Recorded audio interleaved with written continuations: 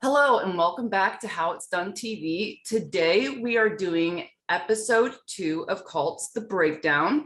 I have Mark with me, who's going to be validating for the Restored Church of God. And I have Dennis, who is going to be validating for the Worldwide Church of God. Thank you guys for joining me.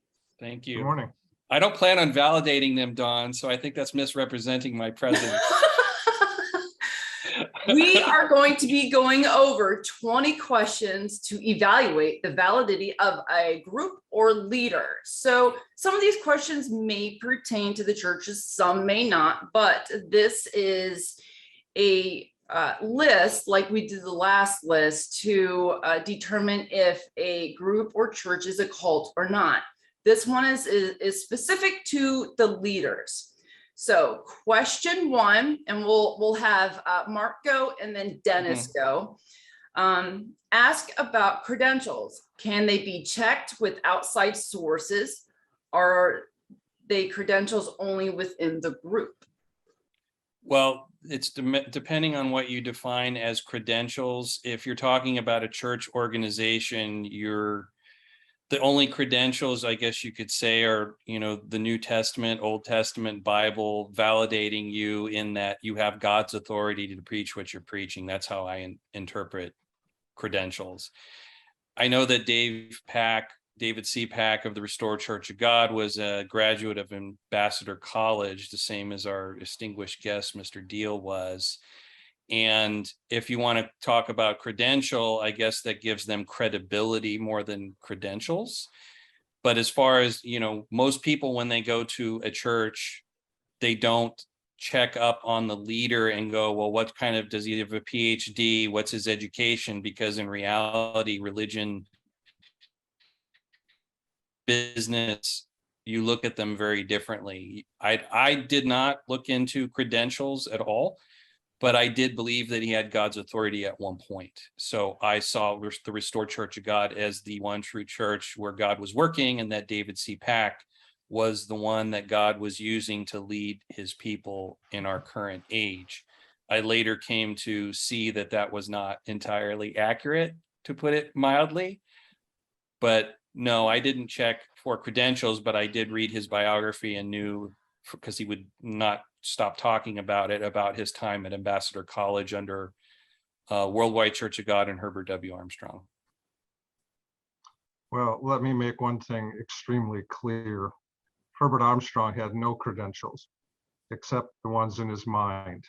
Ambassador College is called by others as embarrassing college. It is not, it never was an institution that gave legitimate credentials to anybody. The ministry got credentialed from within the ministry. The Herbert Armstrong, that it was just his own thinking, and that was the credential. I wish I had never gone to Ambassador College, because they had presented it. I had their prospectus. It listed all the faculty members, doctor this, doctor that, so-and-so, the studies. Looked like anything else that I would have gotten from another seminary that I'd also been accepted to, because I wanted to be a pastor. When I got there, I found out these credentials were all given to each other by each other. They were not from outside institutions. And I look back on Ambassador College and my teachers, they knew nothing about the Bible. They were what I call mere Bible readers. And anybody can do that. I grew up with that. But I also grew up with a ministry that went to very professional colleges: Westminster Theological Seminary, Yale University, Princeton University. And some would say, well, that's why they don't know the truth. Well, that's just not right. So in my world, I'm sorry I went to Ambassador College. I would never claim that I had credentials to be a pastor.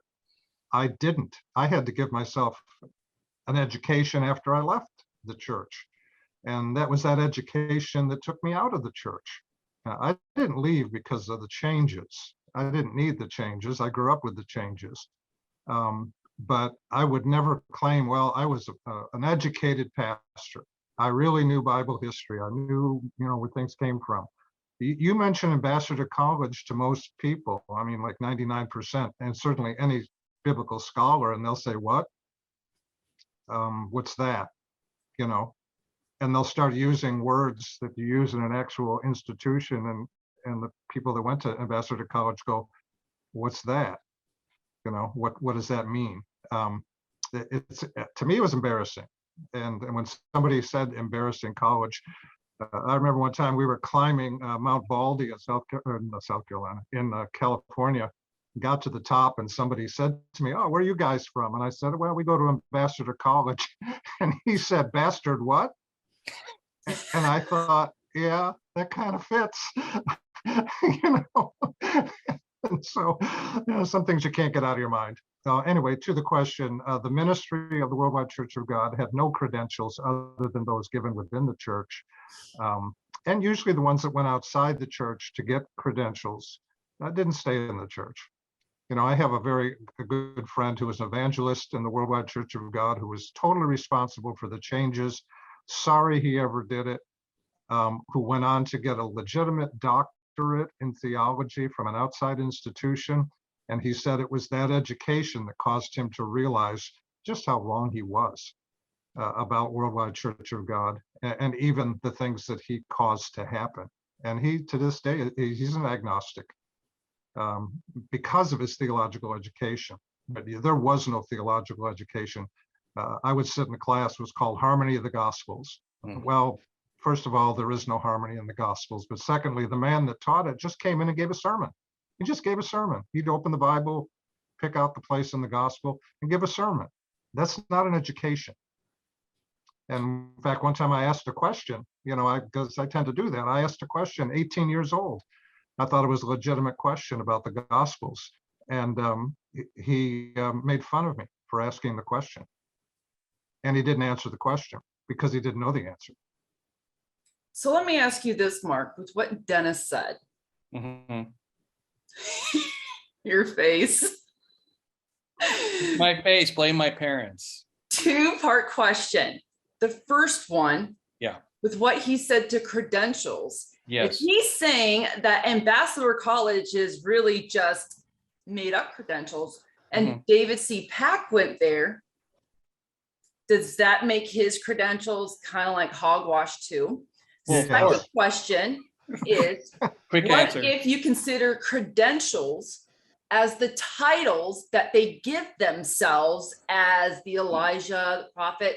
They're saying that they have these. What are their credentials for? And they're saying the Bible.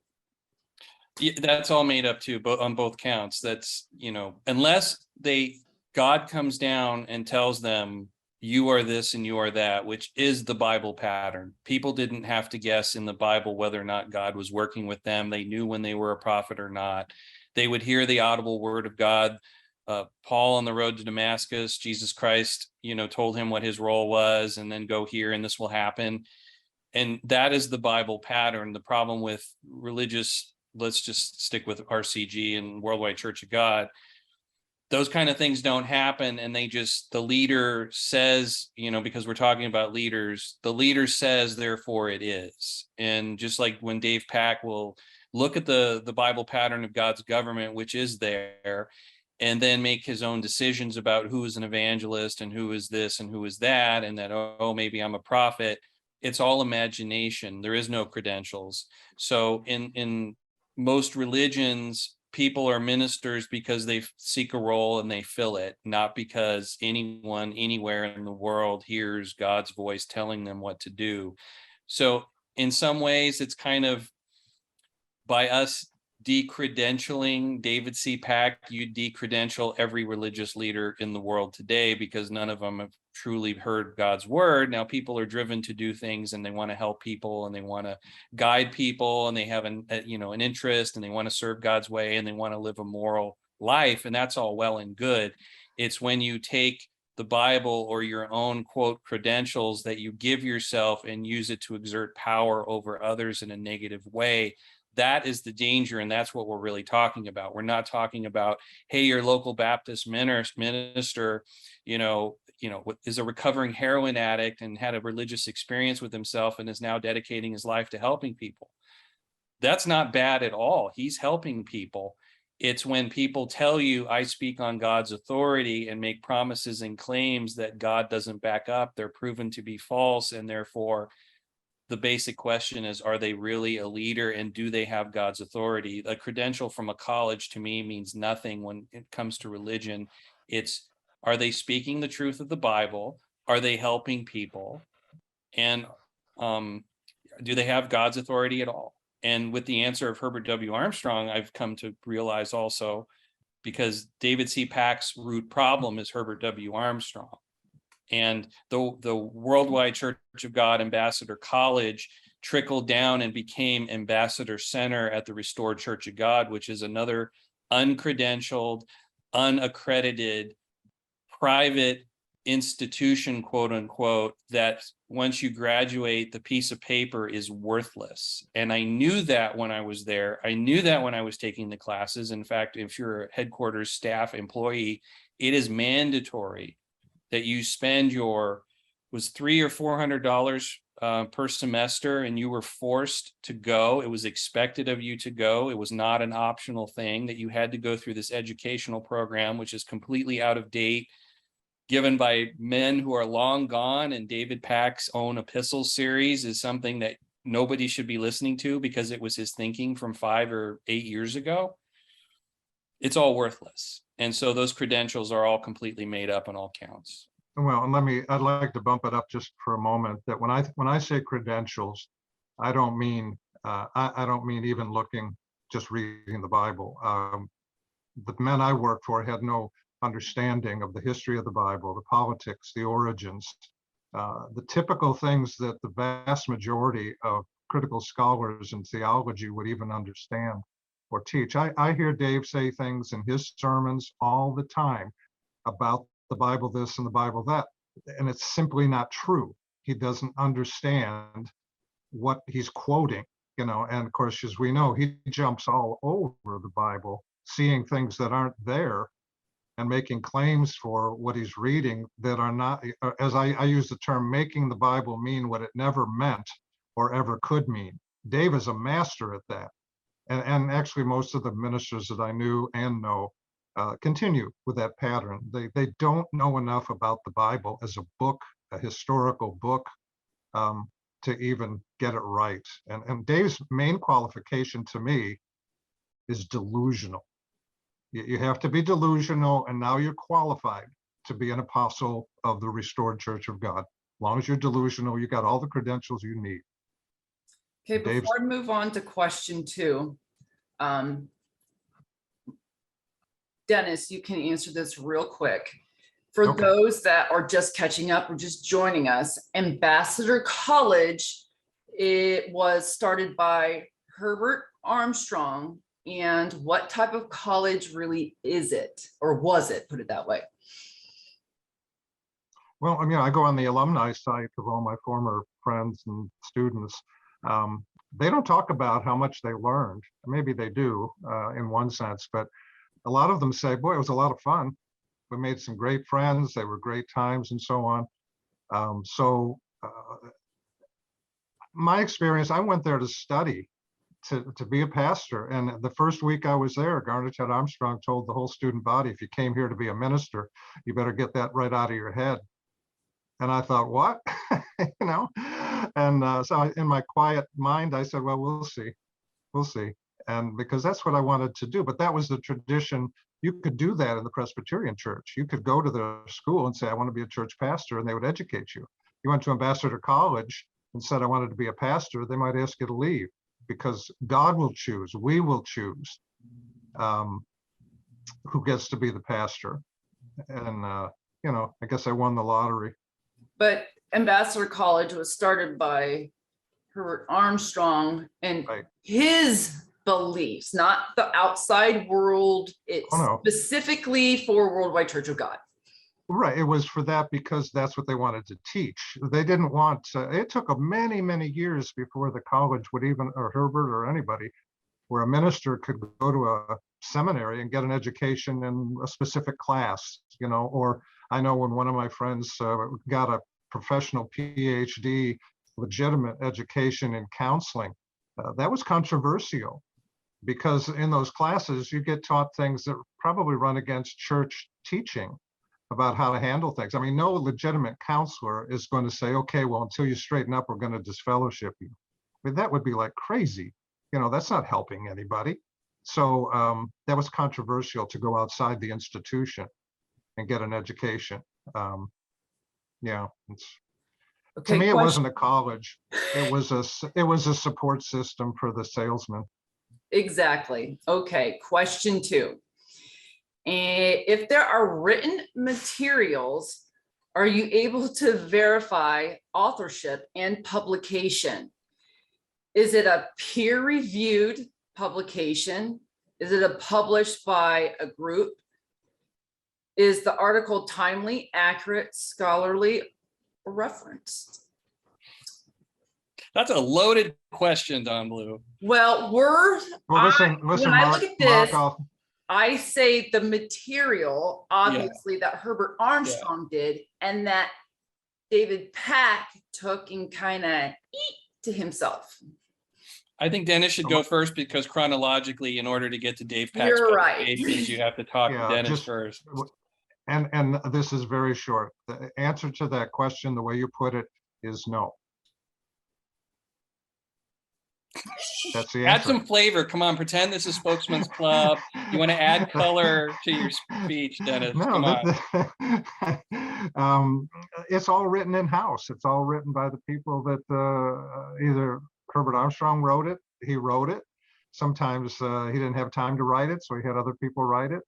The people that wrote for the church wrote what the church taught and what was expected. There was no peer review, unless it was Herbert Armstrong saying, hey, I don't like that article. You know, I don't like the way you put that. I remember one time he recalled an entire edition of the Plain Truth, and we're talking 1 million issues, because he didn't like the cover picture.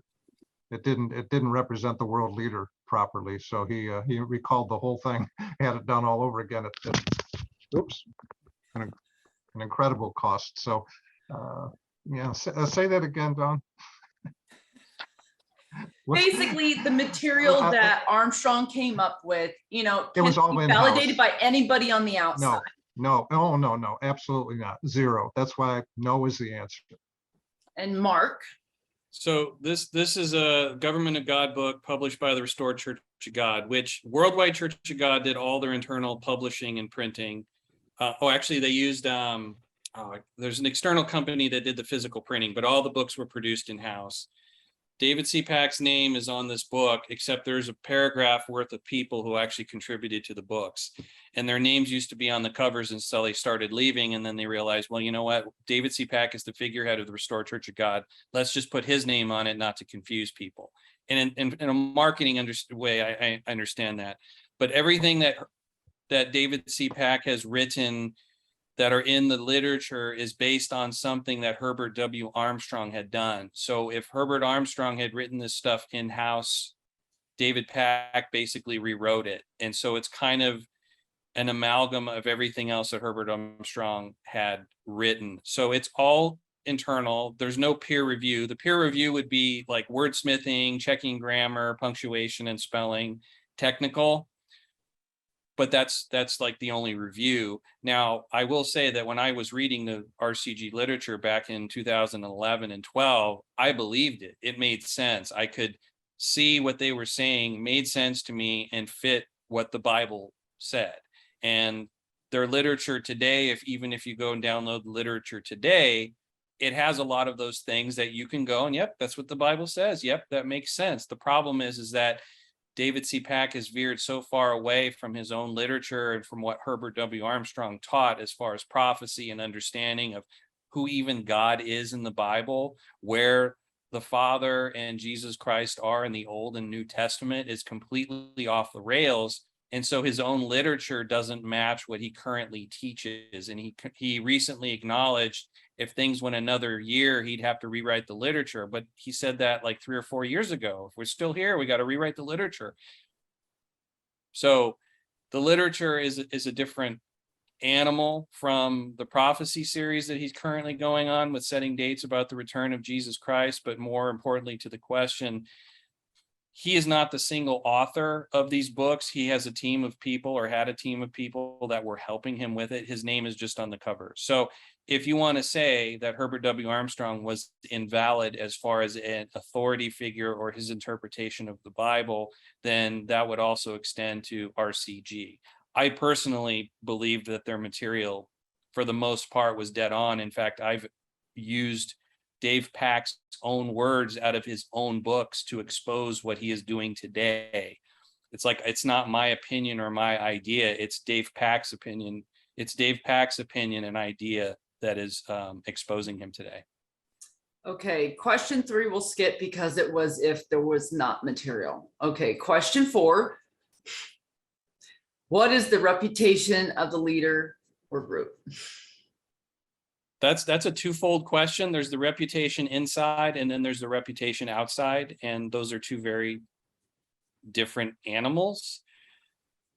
I would say the reputation inside, I mean, I haven't been there since March of 2021, so maybe the vast majority of opinions have changed inside Restored Church of God. And if those opinions has changed, they're not telling anybody because they can't. If you speak your real mind in RCG, you'll get kicked out.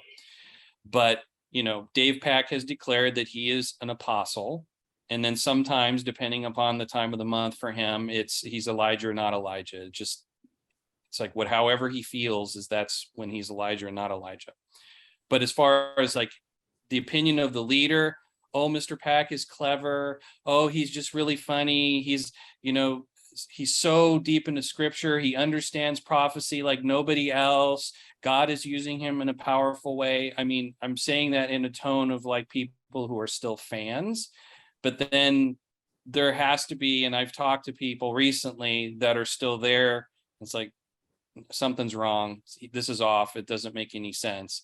So the reputation is a mixed bag inside, but outside, I think his reputation is being exposed for what it really is, as far as being he's a false teacher and a false prophet, and he is not a man of his word. I'm actually going to write an article, Is David C. Pack a Man of His Word? And when I say that, I don't believe he's an intentional liar, but the things he has said publicly have proven to be false through the passage of time. That is not a judgment call on my part about his heart and whether he's a good person or not.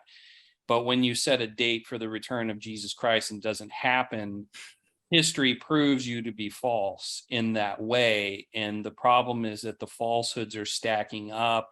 And the reason I started the website is to document and show the public what he is saying and when he said it. And just that alone, in the man's own words, he condemns himself. So his reputation is not good. Speaking to that in Worldwide, and I look back on Worldwide, to me seems more like the classic definition of a cult. The opinion of Herbert Armstrong within house was very, I don't say godlike, but when he would come into the room, everybody would stand and applaud. When he would give a sermon, everybody would applaud. When Garner Ted flew into a feast site with the corporate jet, he would buzz the auditorium. Everybody inside the auditorium would applaud. Here comes Jesus. Ted. It was much more severe. I don't know if anybody applauds for Dave when he gets in the room. I can't imagine it. But I look back, the Worldwide Church of God was more cultish in the sense of its leadership, the adoration of the leadership. And they were very charismatic. They were good speakers, but I guess I would disagree with Mark on this, that I don't think Herbert Armstrong was any more correct than Dave Pack on his understanding ultimately, but that's a whole other topic. But the opinion of the leadership in the church was almost godlike, very special people, very worthy of this, that, and the other thing. They drove Herbert Armstrong, got driven around all over the place in a black limousine that was parked under the administration building. It had a secret entrance, and I think Ted sang the song, something in the back of a black limousine. I think they said he was mocking his father back in the day. But anyway, it was much more severe in Worldwide towards Herbert Armstrong and his son Ted than to Dave Pack. Yeah, the question is talking about, Don, reputation versus adoration, which Okay, that's, well, the reputation inside the church was anything Herbert said was biblically true. God gave it to him. Anything Ted said about the world, the second coming, the timing, that was true. So that was their reputation. They just spoke the truth, and nobody questioned it. Nobody got to ask questions about it. And if you ask the wrong question, you might find yourself on the outside. The reputation of the church outside during my time, I don't think it was, I don't know what it was. I think one Lutheran minister told me in the 70s, he was my neighbor, and we got talking about the church, and he knew about the church. And he said, well, he said, I will tell you, the problem with the Worldwide Church of God is that they haven't learned not to read the Bible like a newspaper. And that always stuck with me. They read the Bible like a newspaper. You read the news, you say, oh my gosh, it's the end of the world. What's going to happen? He said, that's what's the problem with your church, is that you read the Bible like a newspaper. And he said, that's going to come back and bite you.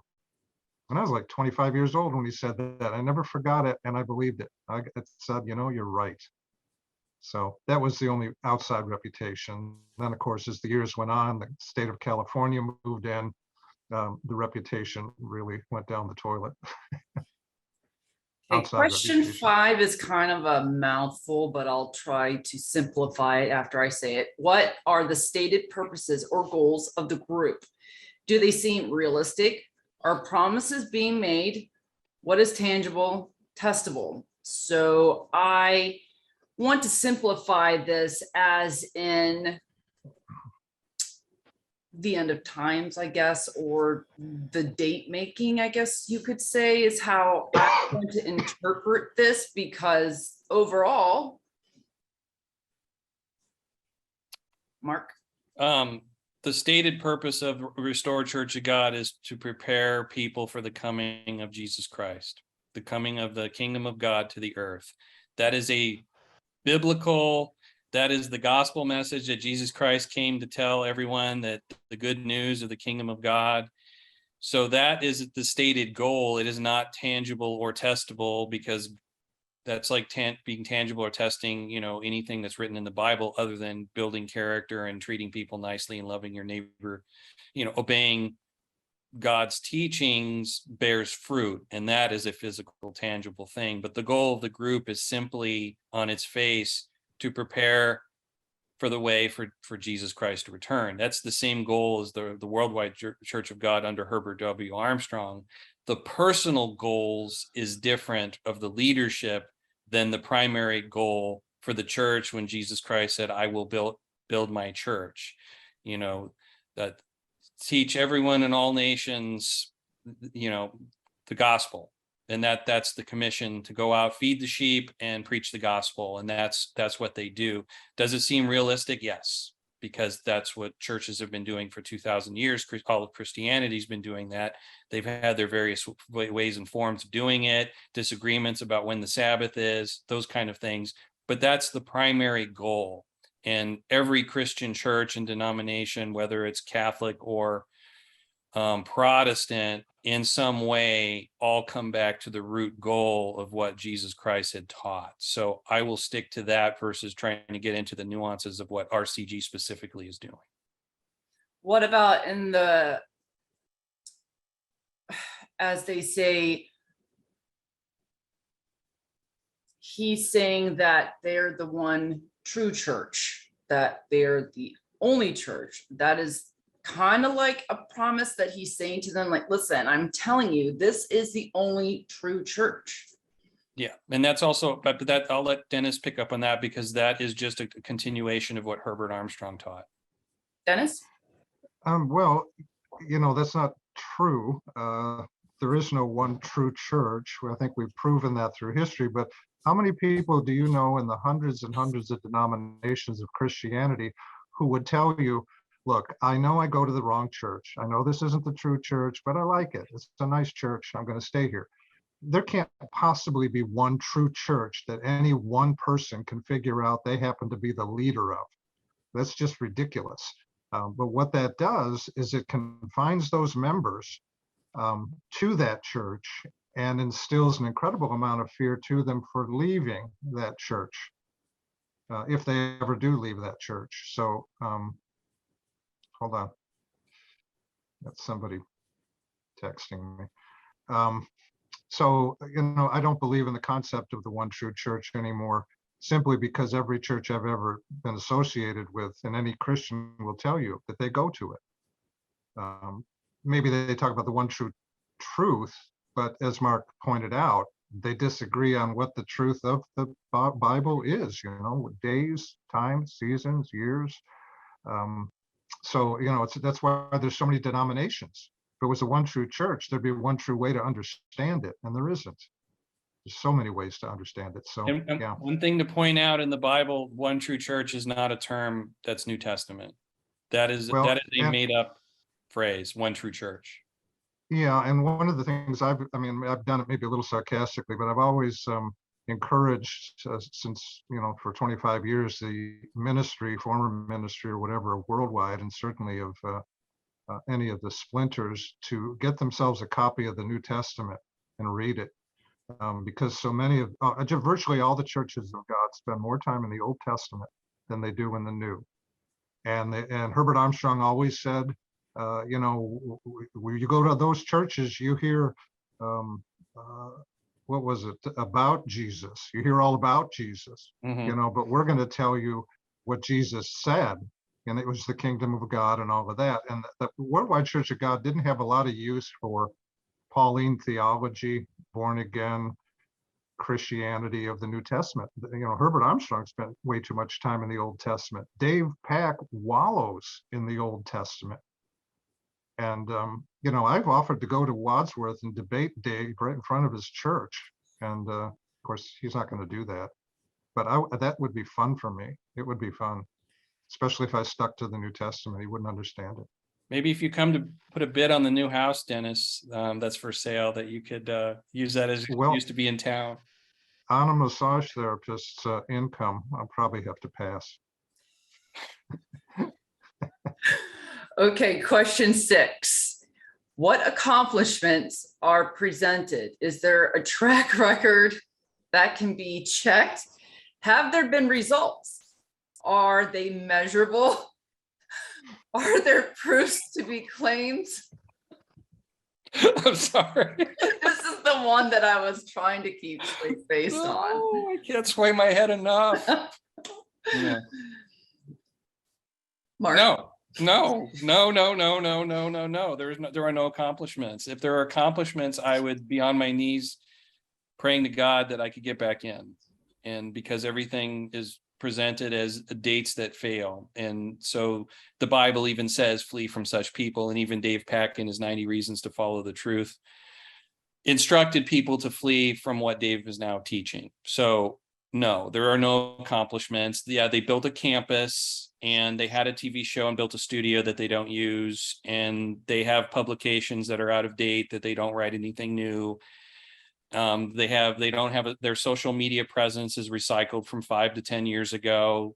I've been in endless meetings where they were going to do this and do that and nothing ever happened. So the only accomplishments the church has is cranking out Dave Pack sermons. And I call it the Dave Pack sermon machine, because that's all RCG does is continually, he gives sermons and continually stops people from working in the afternoons to listen to him however many times a week he wants to do that. So their accomplishments are nothing except keeping themselves busy and failing.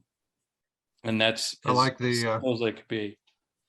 I like the Peanuts cartoon that I think Snoopy or whatever, or Linus said, productive. I thought we were just supposed to look busy.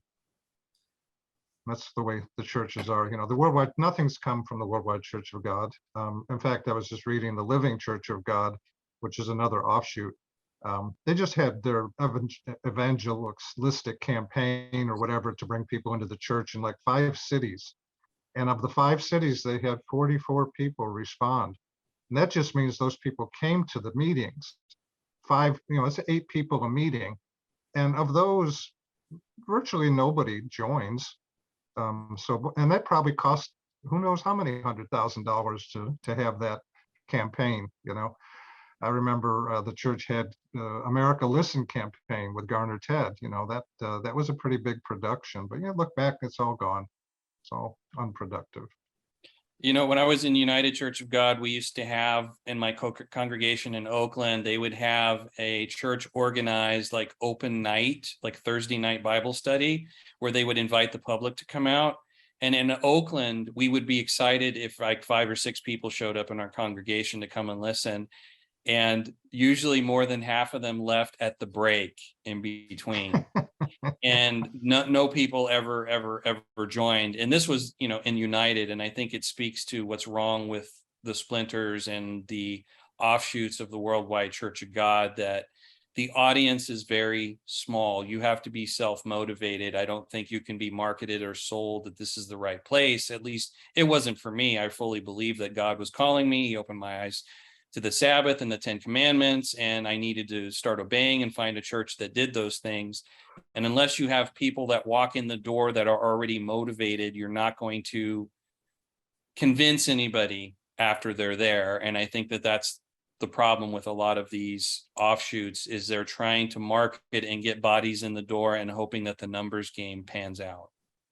And I think they're doomed. They're doomed. 50 years from now, there won't be anything left of anything. All the people will have died, you know? So yeah, nothing. I look back on it. I mean, I have to watch my attitude about Dennis. How would you be so stupid? How could you have been so stupid? You know, you would have been a good paleontologist, a good geologist, a good cosmologist, you know. How could you have been so stupid?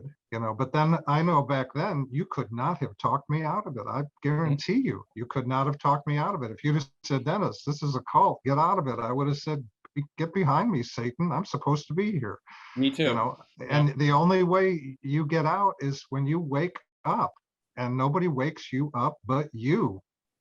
And I would tell that to the Restored Church of God members that might hear this. We're not going to wake you up. You got to wake up and take your stand. And yeah, so anyway, it's an Based on emotional what you topic said, with me, because in the middle of the night, sometimes I wake up at 3 o'clock in the morning, think, what on earth have I done with my life? You know, I gave the best years to the worst possible thing I could have ever come up with. It did save me from Vietnam. I was 18 years old and my draft number was 14 in 1968.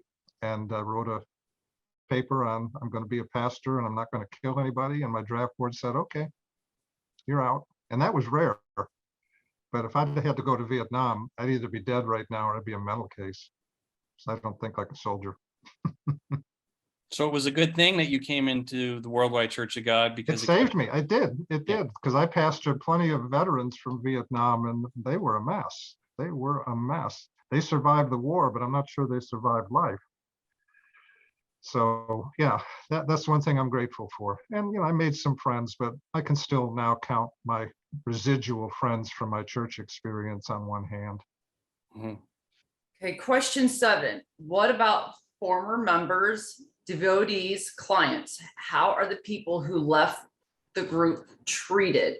What is said about them? Will the group give your names of people to who left? Both of those who were satisfied and those who were not.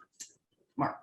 Well, being a former member, it depends on what is said about you and how you're treated. It all depends on how you leave. Do you leave quietly? Do you leave loudly? And how much noise do you make after the fact? And those have tremendous factors in whether or not A, you can come back ever, or B, how you're spoken about or treated. I'm probably the worst Antichrist that's ever left the Restored Church of God, according to the leadership over there, because I have chosen to be the most consistently public about my criticisms, critiques, and just exposing people for what they're saying inside the Restored Church of God, setting dates, or, you know, indoctrinating people to policies that are completely unbiblical or just flat out biblical fraud. But most people, when people would leave, oh, it's really sad, so-and-so left, maybe they'll repent and come back someday. And there was a lot of compassion, and, you know, you hope that those people will turn around someday. If you say anything what is perceived as an attack on the church, you are now an enemy of Christ and you are considered antichrist. And I remember hearing that and weighing that when I knew I was going to leave, and hearing from the lectern, people who leave are antichrist. And I don't dismiss that. I don't laugh that off. And I didn't. I weighed that option. And people who are still there currently weigh that option. Are they deceived by the devil? Are they going to go into the lake of fire? Are they losing a chance in salvation? Have they committed the unpardonable sin, which is losing the Holy Spirit, which means you're dead forever? You burn and you're never coming back. You have to weigh all those things. So former members have to weigh the options of whether they can prove what they're hearing and seeing goes contrary to God's word, or whether they're simply deceived and want to go out and sin again. So it varies from person to person, but most people, the greatest like joy for the brethren, and also especially for the ministry, is when somebody leaves and comes back. And I watched that happen over the years, where somebody would be put out or they're suspended, but then they come back and, oh, it's all hugs and kisses. Oh, it's so great to see you again. But most of those people don't leave they don't stay in very long. They actually leave again, because they're probably like, yeah, I made a mistake. I should have stayed out, and I'm gone. And that's what happens. So for the most part, Sometimes, go ahead, Dennis. well, sometimes you have to make a couple runs at something before you catch on that you should have done this or that. So yeah, I've seen that too. My experience is, unless you cause trouble for the church, you're mostly forgotten. They don't care. They forget about you and they move on. My parents, my dad was a local elder in Worldwide under Dave. My mom was a deaconess. I had 35 members of my extended family in the Church of God. But when Dave or the local pastor would disfellowship somebody for whatever reason, they were usually very close friends of my parents. And so my parents would always call them and take them out to lunch and stay in touch with them and get together with them. And that was a no-no. That was a big no-no. But because my dad was my dad, and there were three other full-time pastors in our family, Dave or the local minister, from what I saw, he wouldn't touch my father because there would be hell to pay, but my parents were very compassionate people. And when their best friends were put out of the church, they would just stay in touch with them and encourage them and stay friends with them and invite them over. And boy, I'd said to Dad, you must have an independent force shield around you protecting you, because that's not how it works. And but that was just the nature of my parents. But mostly you're forgotten. When I got called, I'd done a Bible study, got home one night, I got a phone call at 9 o'clock at night. It was church administration. Short call, they said, well, we're going to go ahead and terminate you, blah, blah, blah, blah. I said, what? I said, 26 years? And the guy said, well, just call the personnel office. They'll give you the details. And I kept waiting for something else, like a thank you or a it'll be okay, or and that was it. And he hung up. And I have never again, ever again in 25 years heard from another administrator or person or minister in the Church of God. Once I was out, the next day I was forgotten, and and that's okay. That's okay. I forgot them too. Well, I didn't forget them. Actually, I didn't. You're still talking about them 25 years later. Know, yeah, that was a mistake. I have not forgotten about them. But that brings up a good point that I need to make clear, is that inside the Restored Church of God, if you are put out or you leave, members are not supposed to talk to you.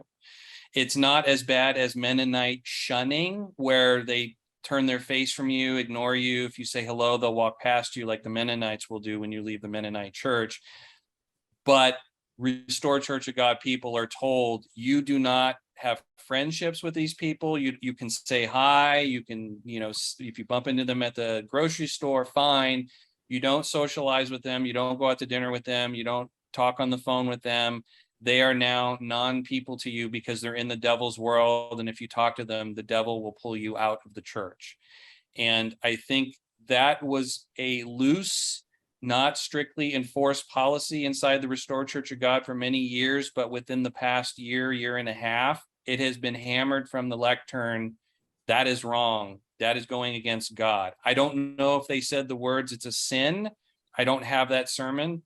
But from what I have heard recently from people who have left, and actually someone who is still in the Restored Church of God, that's pretty pushed upon. And it used to be where people that I know had friends that were still inside the Restored Church of God, and then suddenly no phone calls answered, no texts responded, they're not in the chat anymore.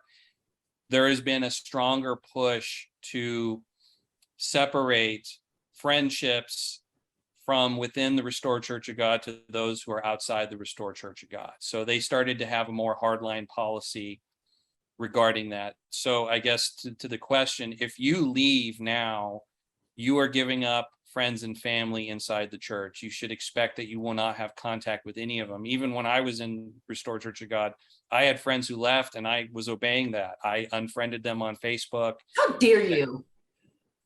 I was trying to be obedient to God's way and obeying like all the people that are doing there now. The people who are doing that inside Restored don't want to do that. It hurts them when people leave. They're not bad people. They're not mean. They're not like, oh, you're a sinner and I'm a saint. It's like they don't have that attitude. It's just like, well, I'll get in trouble, or they have their conscience pricked, or they feel guilty. Like, oh, if I keep friends with my, stay friends with my friend who's outside Restored, I'm lying to my minister. I'm lying to the brethren. I can't lie anymore. And I would never want somebody to be in contact with me if they were pricking their conscience or believing they're lying, because, that which is not of faith is accounted as sin. And you don't want you don't want to be a stumbling block for somebody else. So people have started obeying that more and more. I even had loose contact with people, like when I left, they still wrote me and said, oh, I understand. And, I still like you as a person. And, I hope things work out, blah, blah, blah. And those people are now all gone and don't respond anymore. And I don't push it. And I know people who have also lost friends. So leaving the church, it's not just, oh, I don't, worship on the Sabbath anymore. I'm collecting with those people. It's the friendships that you've built up over 5, 10, 20 years are gone. And that is the punishment for leaving, quote, God's way and that church. And RCG enforces that more now than ever. Okay, question 8. Are former members willing to speak about their experiences? How do they evaluate their time with the group or person? I'll let Dennis take this one first. Well, look at me. That's how I evaluate my time with the group or person. I try to explain to people, don't join the group and don't follow the person. Yeah, I mean, say the question again.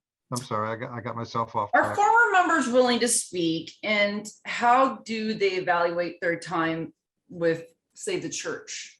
I say most people I know would say it was a waste of time. They were sincere and they were naive.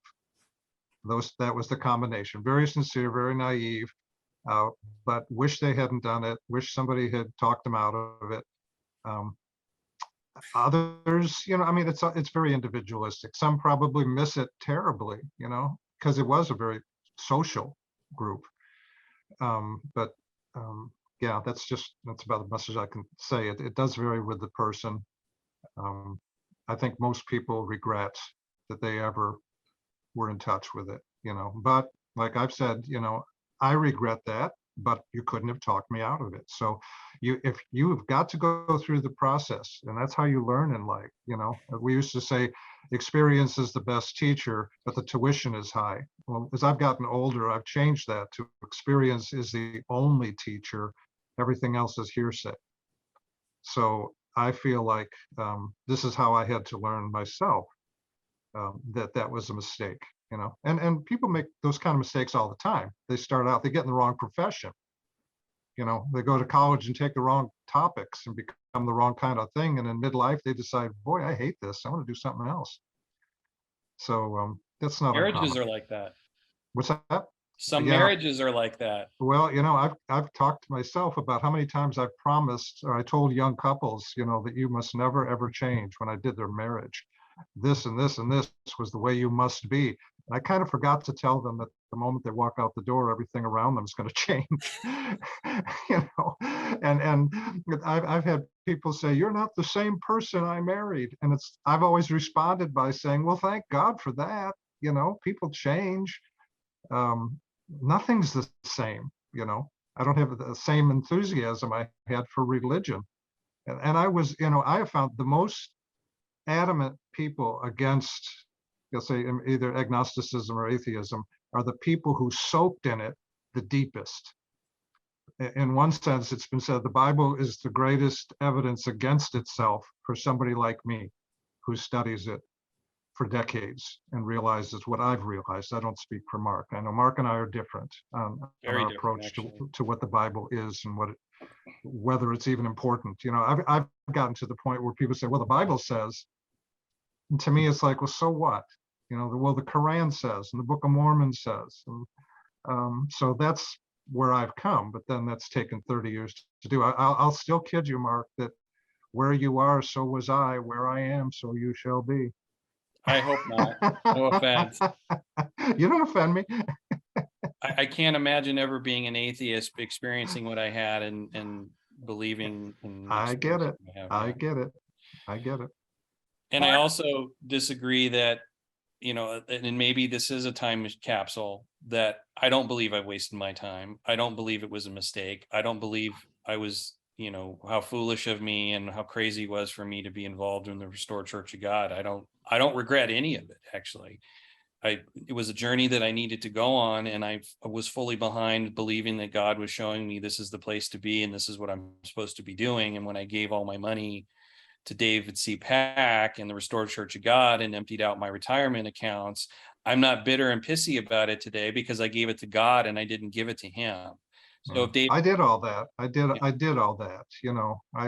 I've given $100,000 to the Worldwide Church of God in tithes out of my ministerial pay. I estimated that I probably inspired the giving of over $70 million over 26 years and 14 congregations by people who faithfully tithed. And of course, that's when I say it came to, that's what I regret. That came to nothing. So yeah, I mean, I get it, Mark. I get it. But and you were a minister, so you have more to regret. We're 3 decades apart. We're 3 decades apart. What's that? You were a minister, so you have more to regret because you were actually shepherding other people and counseling them and advising them to things that you don't believe today. So there has to be the weight of, oh no, I told this family to do this or that, correct? Well, there is and there isn't, because I taught the Bible, where my regrets are not. I have no regrets, and I've talked about this. I have no regrets over teaching the church's belief on healing, because I didn't believe it. They believed get anointed, don't go to a doctor back in the day.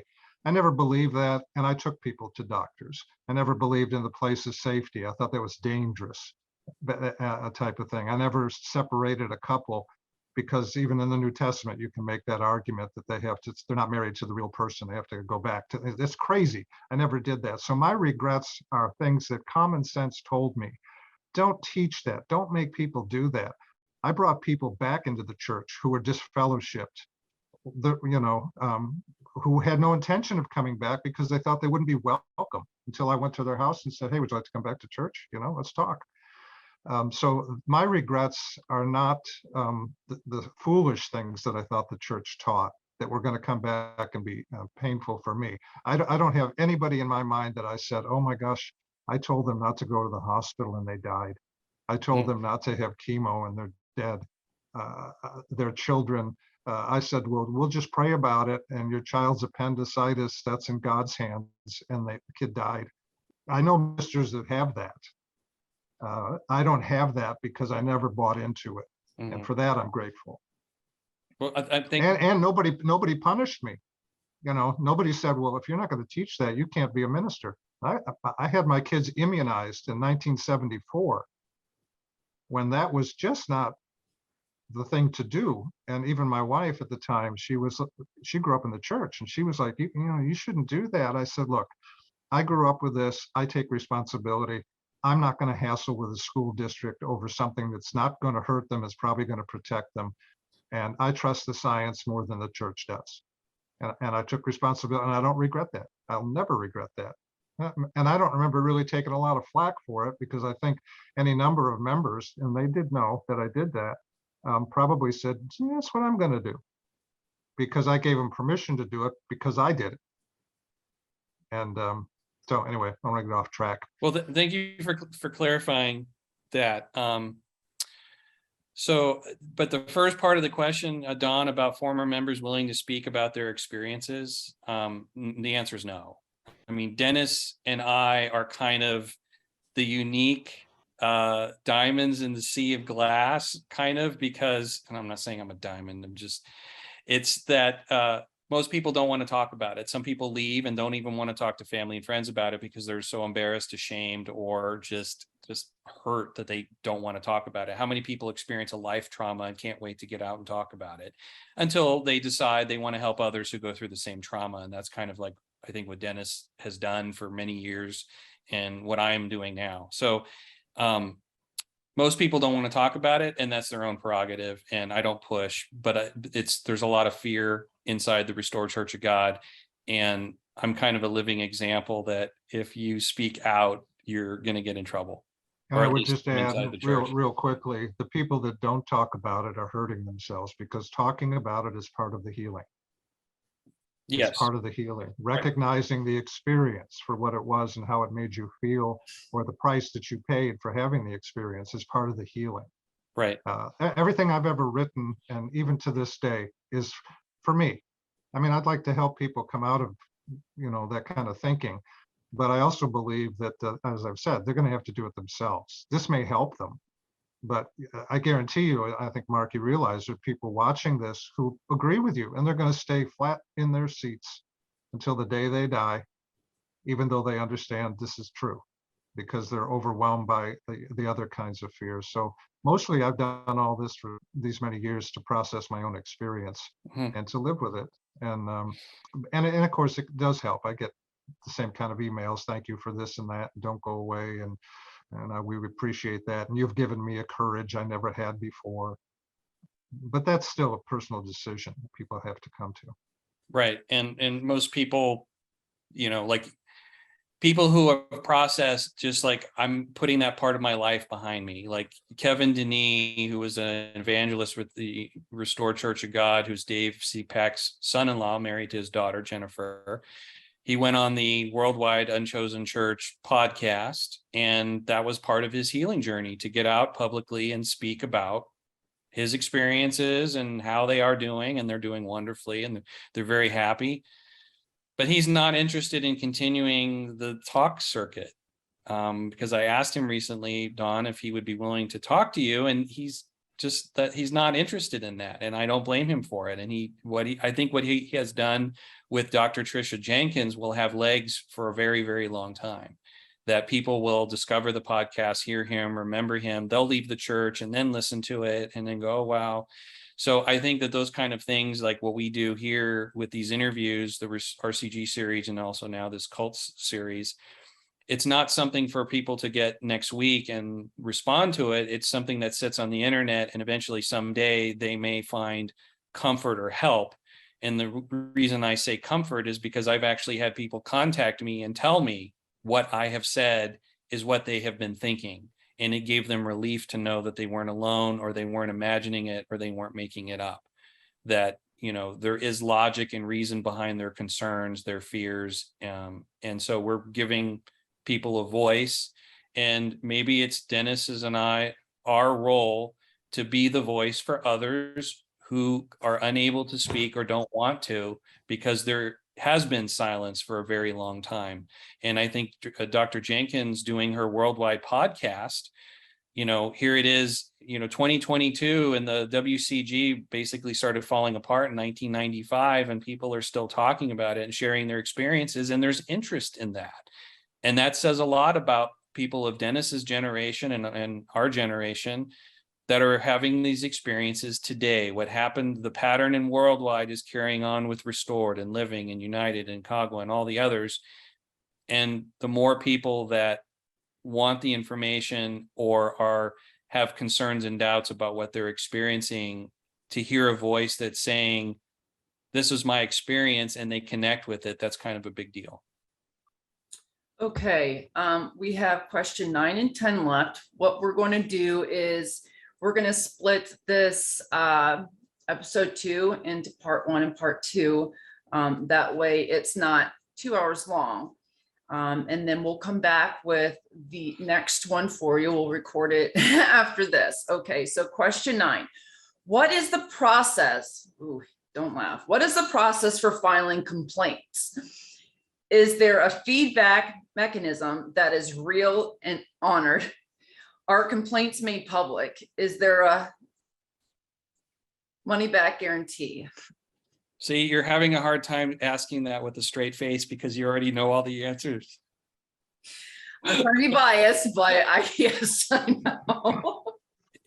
Well, let me just jump in. No. Yes. Add color, Dennis. Add color. That is color. Make it crystal clear. That's profound color. The answer to the question is no. Never has been, never will be. The process for filing complaints is don't speak about it in Restored Church of God. Don't speak about it to other brethren. You go to the ministers with your concerns. If you come into them, and this was my experience and the experience of others, if you go into their office with a humble, childlike, I'm just trying to understand attitude, you can walk out the door still a member or an employee. And I was actually shocked by and I'm going to be serious, I was shocked by the compassion and understanding of ministers over the years when I counseled with them. Former minister 𝘿𝙚𝙣𝙣𝙣𝙣, I remember being very understanding and kind and thoughtful and gentle in his approach to tell me I was wrong. I was reprimanded by Jeff Ambrose and Brad Schleifer in the nicest possible way. I'm sitting there crying in the office because I so felt terrible about what I had said and done because how it was received, not because my question was wrong. And then even when I tried to leave, Brad Schleifer sat with me for over 2 hours, turned off his phone, the computer, and he gave me his full attention when I was trying to resign. So filing your complaint, if it's done with the right attitude, you will get a positive response. And so those inside the Restored Church of God, if you go to your minister with I don't understand this, please help me, I'm trying to stay here, versus an accusatory tone, you can get through it. The problem is that when you ask about the prophecy series specifically, your field minister is not going to be able to answer the question because they don't understand it either. Or common. Well, no, that's a hard line. If I could just say, in some ways, the reason what Mark's describing there is a submission. The reason these guys can be so nice is that you've already showed, not you, but well, you too, did. You showed your submission, that they were talking down to you. They were, you were being submissive, that you weren't talking eye to eye, face to face, man to man, person to person. That's what isn't going to work. And so by crying, it's like Dave Pack, when he wrote to the ministry about how to be a minister in the Restored Church of God, that incredibly stupid letter that he wrote, the test that he gave, he said to the men that wanted to come and be in the ministry of a Restored Church of God had to pass this test. He said, do you consider yourself as having been, and rate yourself from 1 to 5, do you consider yourself being weak, cowardly, slothful, covetous, confused, compromising, foolish, political, heretical, deceitful, easily deceived, and betrayed your calling? Yeah, that's what Dave, and if you say yes to that, then you've submitted. You've given up your brains. You've lost your manhood. Not you. People have lost their manhood. Yeah, me. And that's part of that. The demeaning of the person and the submission of the person is a classic trait of a cult leader, to push that person down. And then you can come talk to us. Then, if you can ask your question in that kind of an environment with this admission of your absolute worthlessness, Dave goes on to say, do you believe ministers should be able to voice opinions to others about where headquarters is wrong, what Mr. Armstrong said or taught was wrong, or Mr. Pack teaches, does, or says things that are wrong, your boss at the church, where you disagree doctrinally? Do you think you have the right to speak up about that? That's the question he asked the ministry. And the answer Dave wanted was, no, sir, no, I don't believe that. I believe that I need to just submit, that I won't question you at all. Then we'll talk. And that is not a talk. That is a slave master situation. And I don't talk that way. I mean, sooner or later I was going to get in trouble. I'm Dutch. I can't help it. Well, when they say refund, I would say it's not so much like you get a refund for, your tithes. I would say maybe in a way of, you're on hard times and you need help from the church, but we've already learned that, listen, you need to find every other way possible before we can help you. So, it's kind of like when you put something in, you think, this is, I'm doing good. I'm helping other people. I'm helping the church. God forbid if something happens to me, my church got my back, but really they don't do that. No, church doesn't have your back.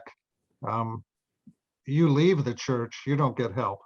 That's it. You don't qualify for help. And if you were in the church, the loops and hoops you have to jump through to get help, as Dawn, you're saying, check this out and check that out. I mean, good grief. I signed away my Social Security when I was 22 years old because the church can ask me to do that because they'll pay the retirement. And so then I ended up with neither retirement nor Social Security from the church. So no, they don't have your back, but they got a lot of excuses, but there is no refund. And yeah, I mean, I just had lunch with 𝘿𝙚𝙣𝙣𝙘 Jr. and he tried to explain to me why, he felt bad that I didn't get a retirement. And I don't buy the answer. I don't buy the answer. But that's the way it is, So the average person leaves the church, they're not going to get any help if they fall on hard times. The average minister, if he leaves the church in restored or whatever, and you fall on hard times, forget it. That's your fault. You shouldn't have left the church. I mean, what's his name? Mark Groen? Alex Gruen? Yeah, Alex Gruen. He tells his story. I mean, he was living in a hotel. Yeah. A motel room with his family just to get his act together. I mean, he's been through a lot, but he was convicted to do it. Right. But no, of course, there's no help. There's no help. The only help you get is if you're with the group. And I'll guarantee you the only help you'll ever get is if they can check your tithe record and find out you've already given third tithe. So you're kind of getting a little bit of your own money back, But if you haven't, you're not going to get help either. I'm going to paint a little bit of a rosier picture than Dennis is projecting as far as help is concerned. There's financial help, and then there's just helping people. And I know for a fact that there are senior citizens in the headquarters congregation here in Wadsworth, Ohio, that have gotten a lot of assistance from the headquarters ministry. I don't disagree with that, Mark. They did that in Worldwide too. Helping people move, helping them find a place. I remember helping with a group of fellas. We were moving a gentleman in from one retirement home to another retirement home. So those types of helps, just so the audience is aware, if you're a member and in the church and let's say a senior citizen, you will get help because they also know you're of past retirement age or not. Well, nobody retires and restored. You're past the ability to work and create an income. And those people are not looked down on. They're, the gray hair that you rise before as the Bible instructs and God's wants. So those people are taken care of. And I know of senior citizens there that's why they're still there probably, because what are they going to do? Leave their only support structure? Let me just explain. When I was a student, a senior year before going in the ministry, I was in the third tithe department. I did the budgets for widows in the church, gave out hundreds of thousands, if not millions of dollars. I saw where that went. The problem was that the church collected far more third tithe than they ever gave out. And the temptation was to use it for other things, which they did. That's unbiblical. Well, but they collect more. If most of the baptized members are giving third tithe, and 2-3% of the membership needs help, there's a lot of money there that's not going to anybody because it's not needed to go to anybody. Just to know in one particular example in Worldwide, one of the evangelists wanted to invest in $10,000 worth of gold coins, and he took it from third tithe. He asked for it. Give me some third tithe. I want to buy these gold coins. as an investment, and they gave it to him. So far more third tithe is taken in than is used. And the Yes. temptation to use it for other things. In other words, you're never going to get a letter from Mr. Pack saying, look, we have way too much third tithe. Let's go ahead and cut that back. No, It's not going to happen. it's a surplus in RCG as well, the third tithe. But that's different than, I guess, assistance, because then we're getting into the weeds about what kind of assistance. But yeah, third tithe is if it's not spent by the end of the fiscal year, it can go into the general fund. And I've heard that from several sources. So third tithe I is wrote the checks. surplus. I wrote checks for members for their rent and their electric and their food to the tune of tens or $100,000 from the church. I know. But if you leave the church, forget it. Or if you're a minister, forget it. Okay, question 10. When I got, go ahead. Sorry.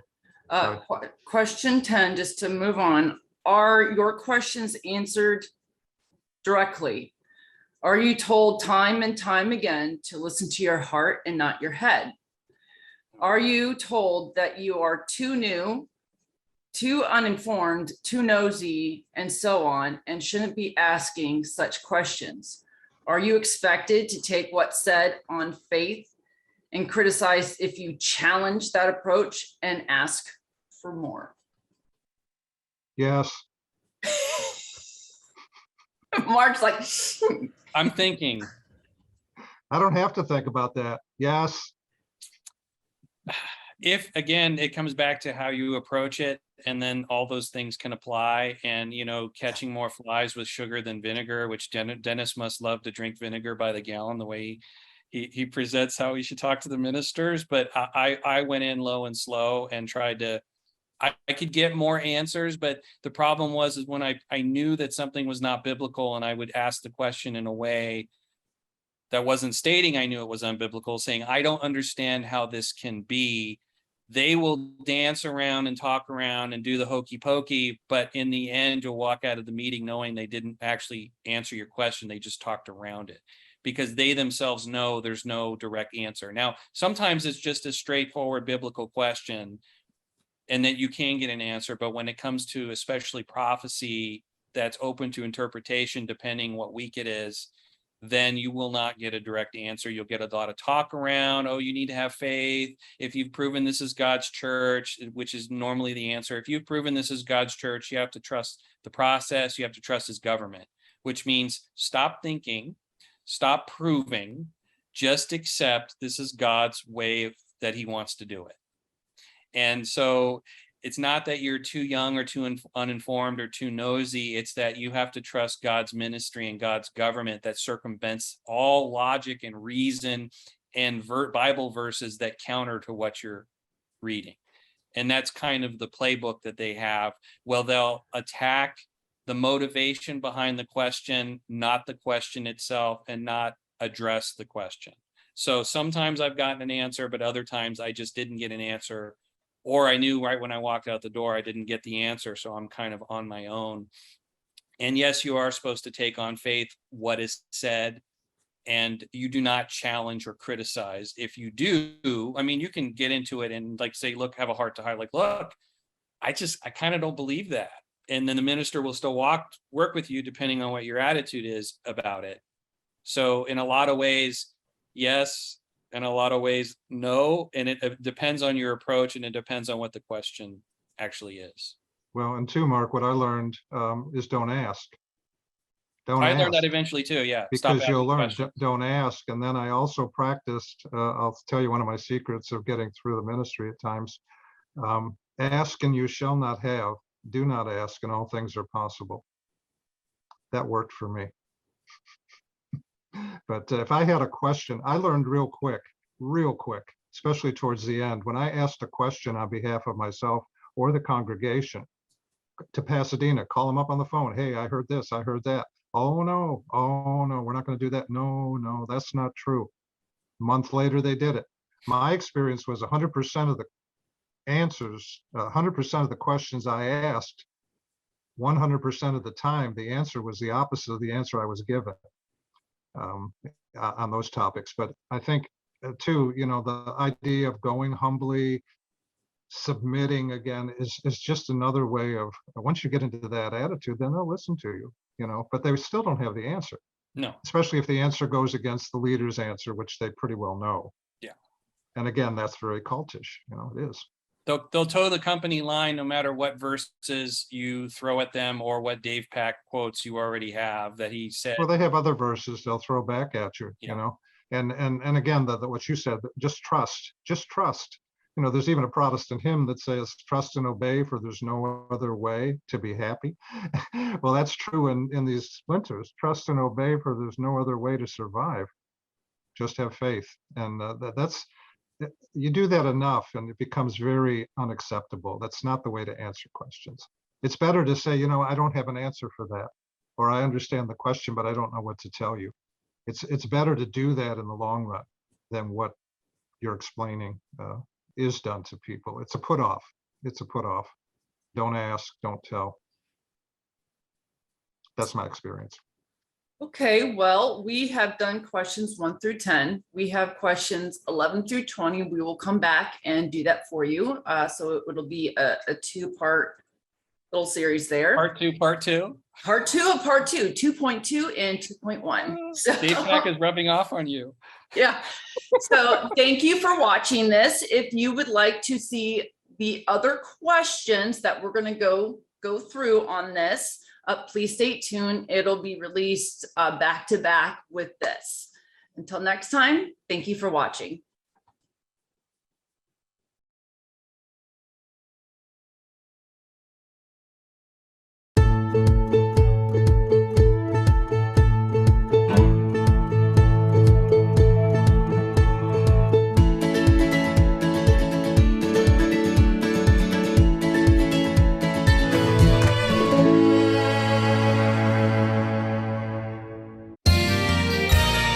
You are watching WCTV, Wadsworth Community Television.